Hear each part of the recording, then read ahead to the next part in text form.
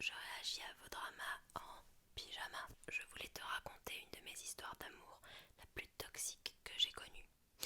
Tout commence en juin 2024. J'ai quitté mon ex violent en janvier et j'avais réinstallé Tinder après cette rupture. Après avoir eu quelques matchs, sans plus, je suis tombée du coup en juin sur ce garçon que l'on va appeler pour des raisons d'anonymat menteur. Tout se passe bien au début. Je me mets en couple rapidement avec lui en acceptant son métier de militaire. Il était très transparent avec moi au début. Il me montrait tous ses réseaux pour que j'aie confiance. Le truc de te montrer ses réseaux, why not? Mais si le mec est très insistant avec ça, en mode regarde comme je suis une bonne personne, parfois c'est pour compenser justement un manque d'honnêteté. Je me suis pas méfiée, mais j'aurais dû. Arrivé en octobre 2024, j'avais pris des vacances pour Halloween pour être avec lui pendant une semaine. J'ai quasiment pas eu de nouvelles de lui.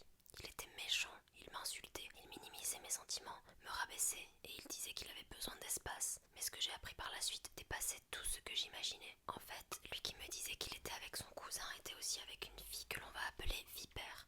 Il me disait que c'était sa copine, qu'il n'y avait rien de spécial, et vu qu'il me faisait culpabiliser par rapport à mon hypersensibilité, j'essayais de gérer mes émotions au maximum.